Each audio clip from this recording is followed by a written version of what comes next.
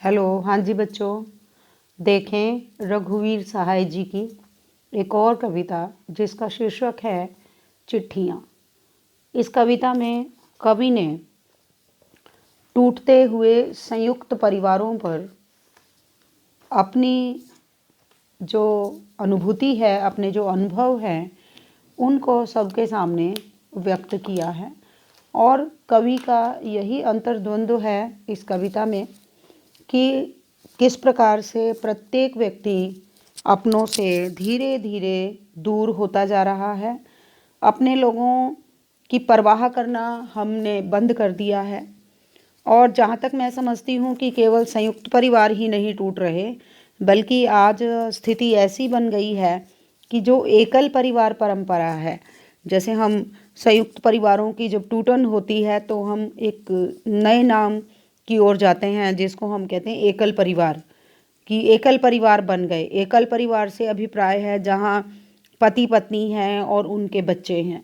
परंतु मुझे आज की ये स्थिति लगती है कहीं ना कहीं कि आज एकल परिवार भी टूट रहे हैं। एकल परिवार जैसे पुरुष अपने कार्य के लिए, अपनी नौकरी के लिए, अपने रोजगार के लिए किसी अन्य स्थान पर काम कर रहा है और पत्नी अपनी नौकरी के लिए किसी दूसरे शहर में काम करती है, और बच्चे अपनी शिक्षा हेतु या अपने रोजगार हेतु अन्यत्र स्थानों पर चले गए हैं। तो आज तो केवल संयुक्त परिवार ही नहीं टूट रहे, बल्कि जो एकल परिवार परंपरा है, आज एकल परिवार भी टूटते चले जा रहे हैं। यानी कहने का अभिप्राय ये हुआ कि आज व्यक्ति कहीं ना कहीं एकदम अकेला होता चला जा रहा है। और इस कविता में कवि को ऐसा अनुभव होता है कि समय के साथ साथ हम एक दूसरे से दूरी बनाते जा रहे हैं। और इस बात को इन पंक्तियों में उन्होंने स्पष्ट किया है। देखें, आखिर जब कवि लिखने बैठा तो पाया कि वह चिट्ठी लिखता है। और कवि ने एक पत्र लिखा है अपनी भावनाओं को। जब उसने व्यक्त किया इस कविता के माध्यम से, तो उसे लगा कि ये मेरी कोई कविता नहीं है, बल्कि ये तो एक चिट्ठी है जो वह अपनों के नाम लिख रहा है। सब नृशंसताएं सामान्य हैं, 21वीं सदी में पुरातन पंथी प्रसन्न है। और कवि उन पुराण पंथियों की बात करता है। पुराण पंथी माने पुरानी परंपराओं में विश्वास रखने वाले लोग। और आज पुरानी परंपराओं में विश्वास रखने वाले लोग कहीं ना कहीं जो उनकी मान्यताएं हैं या उनकी जो सोच है वह कहीं ना कहीं समाप्त होती जा रही है। लेकिन जब हम उन्हीं में फंस जाते हैं तो कवि कहता है कि ऐसा लगता है जैसे पुराण पंथी प्रसन्न हो रहे हो। तो कवि ने इन पंक्तियों में कि जब वह कविता लिखने बैठा तो उसे महसूस हुआ कि वह कविता नहीं बल्कि चिट्ठियां लिख रहा है।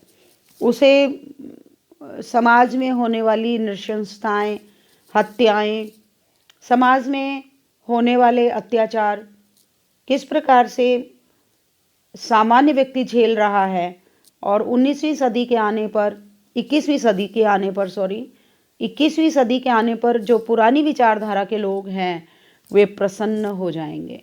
क्यों प्रसन्न हो जाएंगे? क्योंकि 20वीं सदी का अंत होगा, 20वीं शताब्दी शेष होने लगी। सब मेरे लोग एक एक कर मरते हैं, क्योंकि धीरे धीरे जो पुराने लोग हैं वो एक एक करके मरते जा रहे हैं। 20वीं सदी का अंत होते होते उसके सारे साथी मृत्यु को प्राप्त हुए, एक एक करके मर गए, और वह अकेला पड़ता जा रहा है। बार बार बचे हुए लोगों की सूची बनाता हूँ, और जो बच गए हैं उनकी सूची, उन साथियों की सूची कवि ने एक साथ इकट्ठी कर ली है, जो बाकी बचे हुए लोगों के अते पते बतलाए। और उसने अपने साथियों, कौन से साथियों को? जो 20वीं सदी के खत्म होने के पर बच गए, उन साथियों की एक लिस्ट बनाई, और उस लिस्ट पर उनके जो पते थे, उनके जो ठिकाने थे, उनका जो एड्रेस था, वो उन्होंने उस पर लिख डाला। जिससे ये चिट्ठियाँ मैं उनको भेज दूँ। और कवि अपने मित्रों, अपने साथियों की सूची क्यों बनाता है, अपने साथियों को के पते को, उनके एड्रेस को क्यों लिख लेता है, ताकि वह अपनी चिट्ठियों को अपने उन मित्रों के पास भेज सके। यानी चिट्ठियों में उनको भेज दूं, क्योंकि ये चिट्ठियाँ कवि अपने मित्रों को, अपने साथियों को, उन लोगों को भेजना चाहता है जो 20वीं सदी के बाद बच गए हैं। और ये चिट्ठियाँ नहीं हैं, बल्कि यह कवि का संदेश है, यह कवि की भावनाएं हैं, जिनको वह अपने साथियों से बात करना चाहता है, बतलाना चाहता है अपने साथियों को। और ये भी बतलाना चाहता है कि देखो समाज कितनी तेजी से बदलता जा रहा है और किस प्रकार से मनुष्य का मनुष्य से संपर्क टूटता जा रहा है, और जिससे जीवन में एक खालीपन, एक अधूरापन बढ़ता जा रहा है।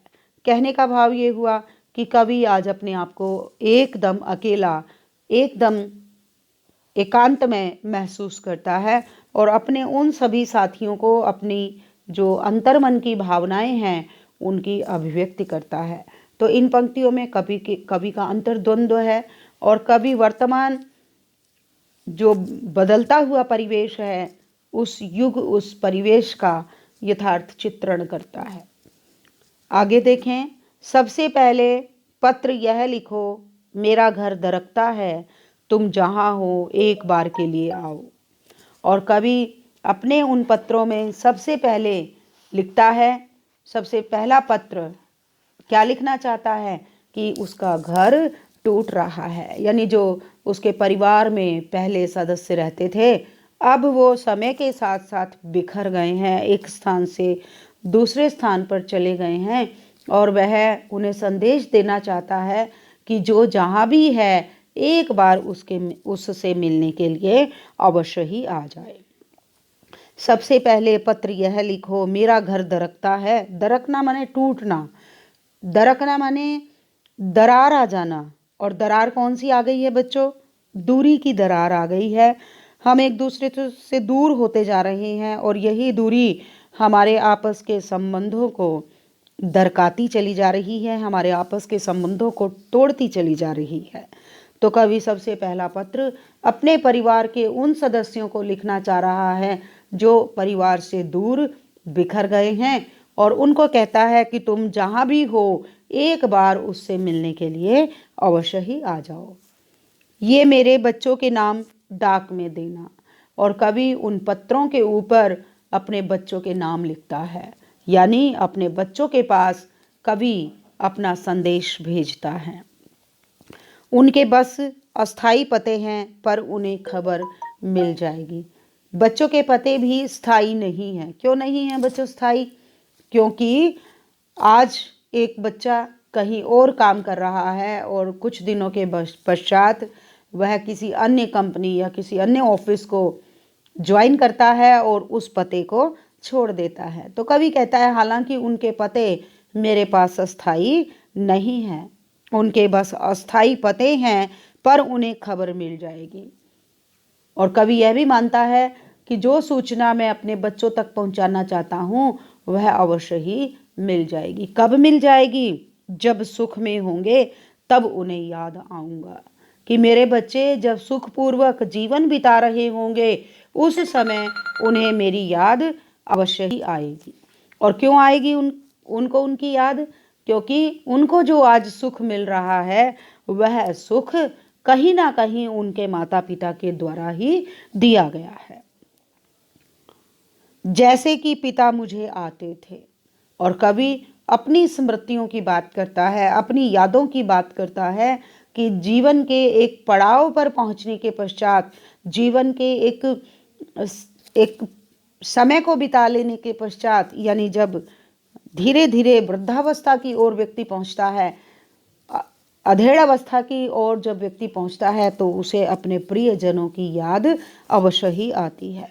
तो कवि कहता है कि जैसे मुझे अपने पिता की याद आया करती थी, मैं मानता हूँ कि जरूर मेरे बच्चों को भी मेरी याद आएगी। क्यों आएगी बच्चों को याद? क्योंकि जैसे जैसे समय बीतेगा, जैसे जैसे यौवन अवस्था दूर होगी और जैसे जैसे हम प्रतिस्पर्धात्मक जीवन को जीते जीते उकता जाएंगे, दौड़ लगाते लगाते थक जाएंगे, तब हमें अपने प्रियजनों की याद आना अवश्यम भावी है। दूसरे पत्र की कई प्रतियां बनाओ, सब पर हस्ताक्षर के साथ पत्र निजी हो जाएगा, वह मैं कर दूंगा। और कवि अपने पत्रों पर अपने हस्ताक्षर करना चाहता है। क्यों? क्योंकि जब इन पत्रों की प्रतियों पर जब मेरे हस्ताक्षर हो जाएंगे तो ये पत्र सार्वजनिक ना होकर के व्यक्तिगत बन जाएंगे। और कवि इन अपने लिखे हुए पत्रों को अपने हस्ताक्षर करके अपना निजी पत्र बनाना चाहता है, अपना व्यक्तिगत पत्र बनाना चाहता है। क्यों बनाना चाहता है? ताकि उसके इस पत्र को जब भी कोई पढ़े तब तब उसे अपने परिवार की, अपने माता पिता की, अपने प्रियजनों की, अपने साथियों की, अपने मित्रों की, अपनी जन्मभूमि की अवश्य ही याद आए और व्यक्ति फिर से अपने परिवार की ओर लौट आए, फिर से अपने समाज की ओर, अपने जिनको वह अपना कहता है उन लोगों की ओर वह वापस लौट आए। तो कवि इन पंक्तियों में बार बार एक ही बात कहना चाहता है कि हम धीरे धीरे एक दूसरे से दूर होते जा रहे हैं और जो ये हमारी बातचीत है, हमारे जो पत्र हैं, वो हमें कहीं ना कहीं एक दूसरे के निकट ला देते हैं। तो वर्तमान में जो संयुक्त परिवार टूट रहे हैं, उससे लोगों के अंतर्मन में एकाकीपन का भाव आता चला जा रहा है। और कवि इस एकाकीपन को, इस परिवारों की टूटन को से होने वाली जो वेदना है उसकी अभिव्यक्ति करता है। और वर्तमान युग में किस प्रकार से पारस्परिक दूरियां बढ़ती जा रही हैं उसका भी कवि ने यथार्थ चित्रण किया है। तो इस कविता का सार और इस कविता की व्याख्या